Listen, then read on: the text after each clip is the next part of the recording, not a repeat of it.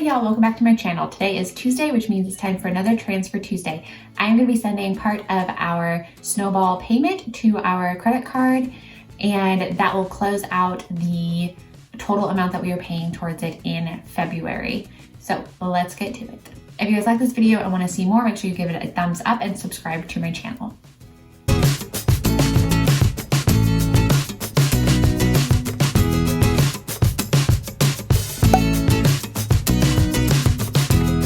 Okay, so looking at this, I have already paid $200, which is our minimum, and then I paid $114, which is half of our snowball amount that we pay, and I paid those two on the previous statement.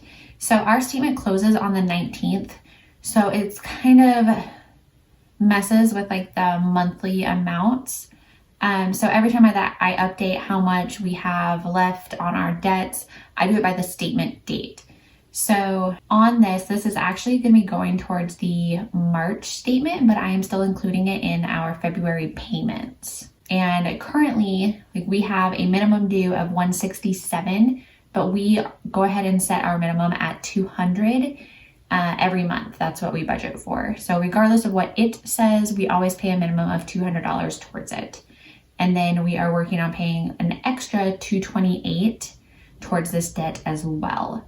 So I am paying $114 today, which is going to go towards that $167 that's actually due for March, even though this is part of our February budget.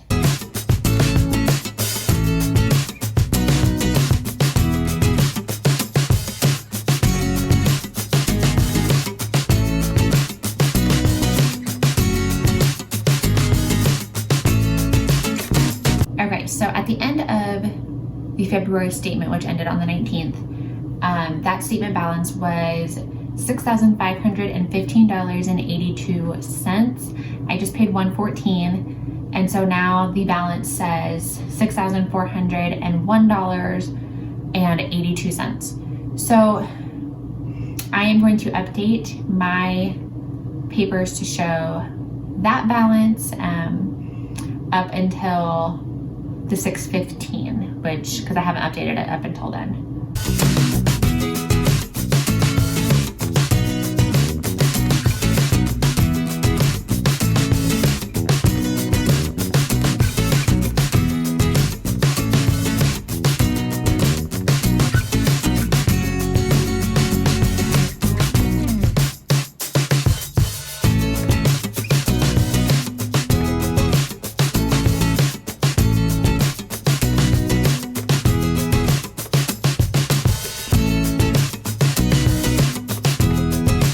So now that I've updated all of my trackers, I wanted to see how much we've actually paid off since the start of January. And we have paid $1,679.07 towards debt in January and February. And the difference of what our statements have gone down is only $1,161.70. So even though we have paid, we've paid $517 more than what our statements show. So that is what we are losing towards interest each month, or in the past 2 months. So that is so frustrating to see that I have paid $500 more than what my statements are showing, because that is going towards interest. And that is exactly why we are busting our butts to try and get these down as quickly as we can. Now, I've kind of mapped out where I want to be by the end of the year, and I did make that goal of paying off 35% of our debt by the end of 2020. And that would mean getting down to around that $15,000 mark. And so $15,000, from what I can tell, would actually be 36% instead of 35%, which would be awesome. And so that means getting this credit card that we are working on, which is currently about $6,500, getting that down to $4,000, paying off completely the hospital bill, which is currently at just over $3,000, and then getting the car loan, which is about $12,000 $700, it's just under that. Getting that down to 11,000. That is what I would like to see. So let me figure out what that is real quick of how much I still need to pay for the rest of the year to hit those goals.